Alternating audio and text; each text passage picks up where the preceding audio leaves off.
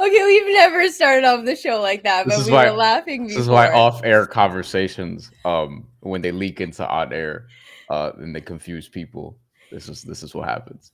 I just couldn't keep a straight face. I said I was going to keep a straight face and have like, a smooth opening, but that's not going to happen today, clearly. And that's okay, though, because we're excited that you're joining the Mandatory Live on this Thursday morning. Thank you so much for rocking with us. And if you like the content, hit that like and subscribe button. Also, just hit that like button because it helps the channel grow. And you can also find us on the audio side, guys. So wherever you get your podcast shows, make sure to look us up on there, leave a rate and review, give us a 5-star because that helps the show grow. And a good friend of the show, Jesus, saying happy Thursday as well. Already, we're going to get to everything, guys. We're going to get into the Usyk Fury preview, Jaime Munguia being knocked out. But before we get into all that, Bryan, I think once again, we have to thank all of our subscribers, everyone that joins us on the show in these chats, just like our friend Jesus there, because guys, we have hit over 2,000 subscribers. And we just want to say thank you so much for those who've been rocking with the show from the very early days when we were heavy on interviews with boxers. Thank you so much. It's grown so much in terms of doing these live shows, post-fight shows. And Bryan, it's really all because of everyone that joins us on the show. Yeah, and obviously we put in a lot of work, but the fans have put in a lot of work too. Like to have over 2K, and we don't promote the show like that, like the way some other people do, very aggressively or whatever the case may be. Like we just kind of want to let the show and the work and the community around the show speak for itself. So wanted to reiterate that, and we're well over 2K now. So onward and upward. Very excited about what we're going to do in 2025. I think it's going to be a really, really good year for the show. We got some fun plans that will extend beyond the show, but obviously we're going to hope that you guys continue to rock with us and see this channel continue to grow. For sure, we're all going to grow together, most importantly, and we just want to say thank you so much, because honestly, it's a blessing to be over 2K. We really didn't have a blueprint, Bryan, I guess you could say, on how we were going to do this. We used to work at a prominent sports book together, and we would get like sometimes 3 minutes to talk about a massive fight. And we would be like, we want to talk about this fight. We want to talk about this fight. And sometimes they give us like 7-8 minutes. Yeah. And our time there was up. So then we decided that we were going to continue on with doing this, but like have our own show. And, we've done some MMA stuff before as well. But I think we fully were just like, yo, we're going to rock with focusing on boxing. They wanted us to do more MMA too, because they're like, "Oh, UFC is more popular," and we're like, "Yeah, but boxing's better." Yeah, and it's not that we don't also appreciate MMA, and I also think our UFC stuff on there was dope, and even the stuff we did on here. But I think we just both love boxing a little bit too much to not just focus on just boxing. Because we also still feel like it's kind of hard to cover for some people. Like it's not covered properly. I know in Canada it's not covered at all. It's not here either. Yeah, it's not like just because it's covered a lot, not a lot, but just because it's covered doesn't mean it's covered well. And then with MMA, it's like we're both bigger boxing people.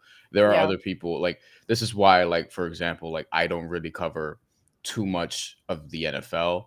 I just think that there are other people who care way more about it and who are going to do a better job. There's like, you can find UFC coverage that's in depth that will care to go more in depth than we do. We want to talk about everything, honestly, but we're here to talk about boxing, and we're going to do that in today's show. But wanted to reiterate our thank yous in case people missed it last time. Go down this past weekend, y'all. Wow. Jaime Munguia gets knocked out cold, put to bed, tucked in for a nap, as some would like to say. You haven't said that one in a while. Because I haven't seen anyone get tucked in for a nap for a little while.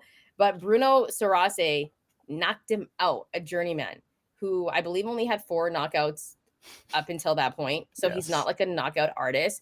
But Bryan and I were talking before we hopped on, and we were having giggles and stuff like that. It's the ones you don't see. Because it wasn't it wasn't one of those things where it was like a sneaky punch that he slid in, or something like that. It was a knockout that Jaime Munguia just took. Like, I don't know, but Bryan, what were your thoughts on this knockout? Because we were both out. We were both at like White Elephant Christmas We both, parties. yeah.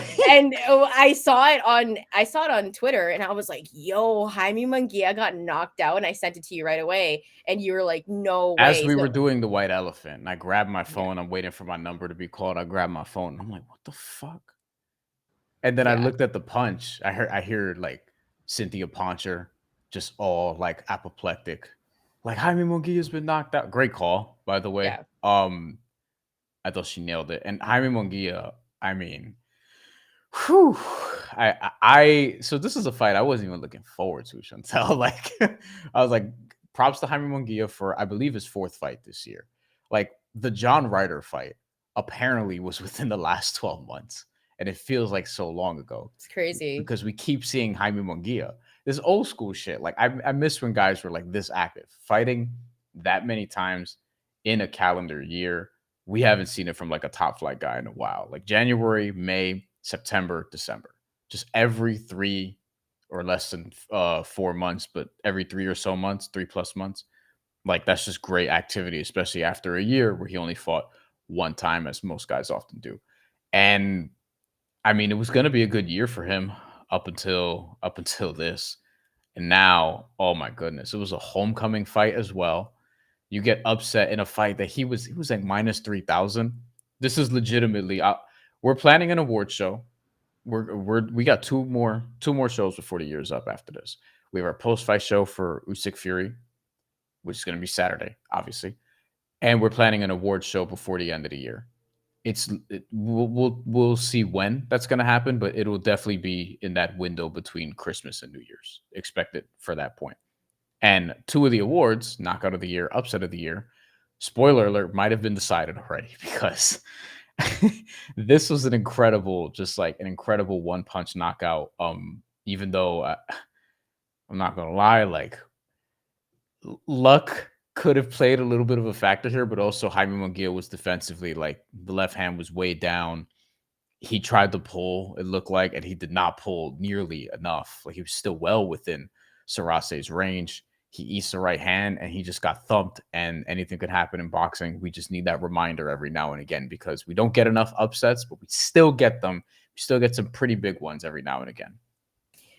So when I saw this knockout, I was legit at a White Elephant party and I was like on my phone, like just checking the news. And I saw it and all I yelled was, "Oh my God." And everyone turned around and was like, "What?" And I was like, "Don't worry about it." So like, it was one of those knockouts that I didn't expect from Jaime Munguia because I felt like he was on a rise after the Canelo fight. And even in his last fight, like he started off slow and ended up getting the win. And I was so happy for him. But Bryan, I don't think the knockout, like the knockouts happen in boxing. Like this stuff happens, right? And if you're a boxer, like you have to accept the fact that this might happen to you one day. Everyone takes L's. I don't care about L's at all because my favorite boxers have L's. But I do think this kind of makes Jaime Munguia versus Edgar Berlanga kind of not a thing anymore.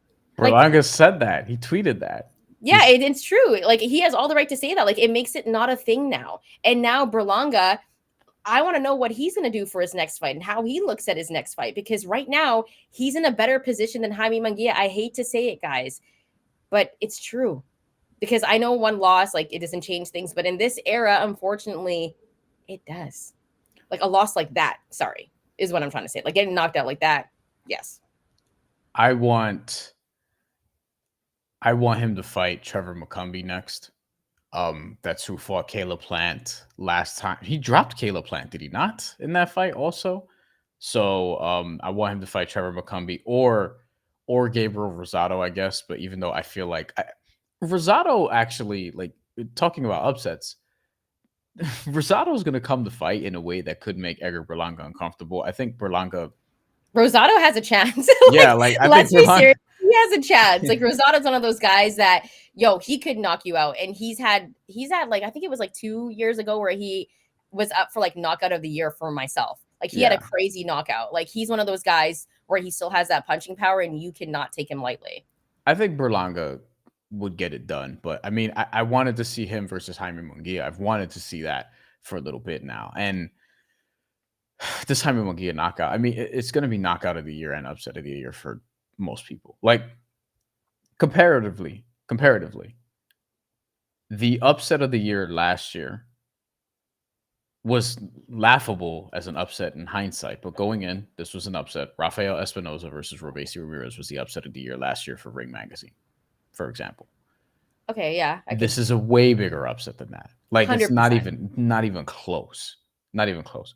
The year before was Jayo Pataya versus Marius Brides. Like Wait, hold up. Wait a minute. Do we not add Ryan Garcia and Devin Haney? That was this year, right? yeah, but like, you know, That was the shouldn't biggest ups. Like I know the steroids and all that, but also that matters. it does. But I will still always have that in my mind. I will still always have that in my mind. I hate to say it until we get that rematch. I will still have that in my mind. Is Jaime Munguia's loss a bigger upset than George Cambosos beating Teofimo Lopez in 2021? No, You can't stand George Cambosos. it's not that. And like George, like I'm gonna keep it real. Like going into that fight, when you took a look at George Cambosa's resume, I was like, this guy can't knock out anybody. Like Yeah. that's like what I was literally thinking And he going into the didn't. fight. He still And didn't. Teofimo Lopez was on a crazy rise at that point. Yeah, he Like beat it was Loma. insane. He to me beat Loma convincingly. He's the only one that has. He's the only one that has, in my opinion, because even when Devin Haney did it, people thought Loma won. And people were saying, yo, Loma got robbed. I don't think so. I think Devin did enough. But Teo was like on a rise. And when we take a look at his resume, I think Teofimo Lopez has one of the best resumes in boxing. But there's that little star beside that Cambosa's loss. There's that it's that one loss on his resume where you're like, man, if he took that fight seriously, like he didn't even take the fight seriously. He came in there like, yo, I'm gonna knock out this dude. Awful. Right. Oh God. So I don't think I don't think I'll ever think, well, other than Ryan Garcia and Devin Haney, which apparently we can't say that was a L for Devin Haney. It's But not even a win anymore. It's a no contest. Because for Jaime Munguia was supposed to win this easily. Yes. It's minus right. 3,000. This Like is statistically, this is the biggest upset since not even 2020, because that's Teofimo Lopez beating Lomachenko. Andy Ruiz beating Anthony Joshua in 2019, which is always the one for me. Yes, that's probably one of the best upsets of all time. I think that one takes the cake for sure. Yeah. So I mean, it's tough because I think the storylines were better for Teo. Like I think that's why I say that's a bigger upset, because it's like I think people believed in Jaime Munguia, but not the way they were believing in Teofimo Lopez. I get like it was shocking that Teo lost that fight. Yeah, homecoming fight. Like I had no, like I legitimately I watch as many fights as I can while fitting in like just my other work, my regular life. Like I try to watch as many fights as possible. And I did not have an interest in this fight because I was like, Jaime Munguia, like seriously, like, come on.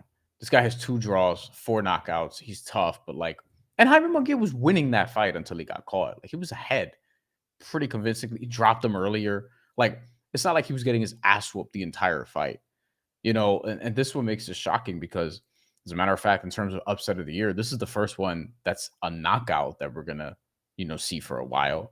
I to me, the Ramla Ali upset from whether it was a year or 2 ago, that was a really big upset also, and that was one that was a stoppage. But this one with Jaime Munguia, this is the upset of the year. This is the upset of the decade so far for me. It's pretty bad. 2020s for Daniel sure. Penny, Munguia is the upset of the year by far. I don't think people could disagree with that. He was not supposed to. I don't think anything's close. I don't think anything's close other than Ryan Garcia and Devin Haney. You can't count that. Yeah. Like we cannot count that. So this has to be it. I think the bigger story though is like what's next for Munguia, because he was supposed to win this fight. So is he supposed to have another fight like this? Right? Like he's supposed to have a tune-up fight after this. That's funny. But it's like he's supposed to have another fight exactly like this one. Like, you know, one at home, a homecoming against a guy that he should dominate against. That's the type of fight that we're going to see next from Jaime Munguia. But it's like, yo, weren't you just doing that? He's screwed. Honestly, he's screwed. Like he lost to Canelo convincingly. He lost this fight. And it's like literally his next fight is going to be you go back to Mexico, fight somebody with a low knockout percentage. Like it's going to be the same shit. We're gonna see him do it again, but this time he's gonna get it done. But I think him and Berlanga doesn't happen now. And this is, let's go to Jesus. I think this is more likely Caleb Platt and Bumlanga grudge match. I wouldn't say Jesus calls everyone a bum. I feel like the fighters that he's not very Yeah, fond of. of which there are many, which I Yes, appreciate. but I do like Caleb Platt and Berlanga because there's some beef there, and even Fat Joe's in that beef. But I feel like there's some storylines there for Berlanga, and I do feel like that's a very interesting fight, Bryan. Jaime Munguia, this is not updated. It can't be updated. Jaime Munguia was number 5 in the number 4 in the WBA rankings, number 5 IBF, number 2 WBC, and number 3 WBO. Because shout out to Top Rank. Right now though, he's gonna fall. This is great for Edgar Berlanga because Edgar Berlanga is gonna move up and get closer to he's one win away from being right back into a title fight, honestly. And this is where this also benefits Diego Pacheco, who's got a fight with Steven Nelson coming up in January. It's going to be the day after Naoya Inoue fights. Steven Nelson's also undefeated, and he's on the older side, but got a little bit of a late start, actually. But that's like a big fight in this weight class is going to be consequential, and Diego Pacheco is also closing in on a title fight. The Puerto Rico Mexico 168-pound fight shifts to Edgar Berlanga versus Diego Pacheco. That's the one, which is the one that I want to see. I think that's a way better fight, and I think that I think it could possibly happen by the end of the year next year, or early 2026. I think it's very, very possible, and I just tell you right now, I'm going with Diego Pacheco. I want to see how he has to beat Steven Nelson. That's true. I'm just very high on Diego Pacheco. I think anyone that watches the show knows that. And Edgar Berlanga has to beat somebody. I do think that if we were just saying that this fight is coming up next and it's happening in January or February, I do think Diego Pacheco would be the slight betting favorite. From really, from boxing fans, but I think there would also be a lot of people that aren't familiar with Diego Pacheco. I think Berlanga has a better name, so I think the line Berlanga would be favored in it, but I don't know how Vegas would see it. It's one of those that'll probably start off 50-50, and then the sharp bettors will bet it to where Pacheco becomes the favorite, and then maybe the casuals come in and put money on plus money on Edgar Berlanga, and then it kind of levels off. I think Pacheco should be slightly favored in that fight, perhaps. He should, yeah. But to be fair, I do want to see more from him, though. Berlanga has Canelo. He didn't win against Canelo, but he does have Canelo on his resume, and I do give fighters props for getting into the ring with guys like Canelo Alvarez. He got the bag, He did. He celebrated for a full month. Full month celebrations, which is worrisome to me, but I do think he looked better than Jaime Munguia did. Yeah, I just wish he did more of what he did in that final round in the last 30 seconds. Yeah. But at the same time, it is what it is. But Berlanga does have Canelo on his resume, and that's not a bad name to have an L against. It's Canelo Alvarez, right? Bryan, any final thoughts before we move away from this and move on to the injury report? Jaime Munguia's fucked. And I think Caleb Plant will be the betting favorite against Edgar Berlanga if they fought. Yes, I think Caleb Plant is a live dog. He can beat anybody. He's tough. And what we saw against Trevor McCumbee, that was a fight where I'm like, what is going on? And Caleb Plant was able to get it done. So he's just one of those dark horses. And that is a very interesting fight in terms of storylines, in terms of who's going to be sitting ringside, in terms of all the drama. That's a great fight. And I think boxing fans would absolutely eat it up. And at the same time, if Berlanga was able to get it done against Caleb Plant, that's a big name on his resume. That's a solid big name on his resume. But to be honest with you, I feel like I would lean towards Caleb Plant. Against who? Edgar Berlanga. Oh yeah, no, that's not even debatable for me. Yeah, I'm not even. Look, as a fellow New Yorican, this is not even debatable to me. Caleb Plant should be the favorite in that fight against Edgar Berlanga. Now, I do want to see how he looks in his next fight, whether it's against Rosado, whether it's against this being Edgar Berlanga, whether it's against Gabriel Rosado, Trevor McCumbee, whoever. I'm not like if Edgar Berlanga fought Christian Mbili tomorrow, I wouldn't feel like super confident that he's going to win that fight. I think he'd probably would be the underdog for that. We all know that Canelo's going to fight Christian Mbili. That's his next fight. That's Canelo's next fight. Well, now that Jaime Munguia, like I thought Christian Mbili could have fought Jaime Munguia after this. It looked like that's what Top Rank was sort of setting up, and now there goes another Top Rank fight. I guess so, but I do think that's Canelo's next opponent, and it sucks because it's not going to be like, this is a different topic. It's not going to be the Mexican Monster, and this is what we're going to see from Canelo. So, you know, it's funny because like one of my friends was like, "Yo, I want to go to a Canelo fight," and I was like, "I'd rather go see Benavidez and Morel." Last question on this. Yeah. Edgar Berlanga fights Jermall Charlo tomorrow. Who do you have? Jermall? Yes. Maul. Jermall. I think Maul's good, dude. Like Me too. I would pick Maul, and I hate to say that. Like Edgar Berlanga, he has everything around him to be that superstar, to be a face of boxing and everything like that. But I think Maul's a better boxer than him. Who would you have? See, I think that's the fight Berlanga should go for because, like, in terms of strategically, I mean, I don't know if Jermall could overcome that ring rust. And also, he's only fought once in this weight class. Like, I feel like if you wanted to do like a cherry picky thing, if you're Edgar Berlanga, that might be it. It feels disrespectful to call him a cherry pick. That's not what I mean. But it's also a tough fight for Berlanga though, because all of these are. I do think the layoff is an issue, but I think Maul is good because remember, like he had a layoff and then he came back and he still looked pretty solid. Against Jose Benavidez Jr. that fight? Yeah, I thought he looked okay. I think he looked pretty decent after that long ass layoff, and you know, and I've always been higher on Mel. But I've always been higher on Maul. I know we've been on opposite sides for that. You know, we've been on. I thought Mel, man, there was a run where Jermall Charlo kept getting like these come from behind victories because he was not looking good in the first. I think that's what I appreciated though, right? The comeback and to get it done. But guys, let us know how you feel about Jaime Munguia getting knocked out. Is it the upset of the year? Is it the upset of the last 5 years? I think it could be in conversation for that. Drop some comments below. Also, if you like the content, hit that like and subscribe button.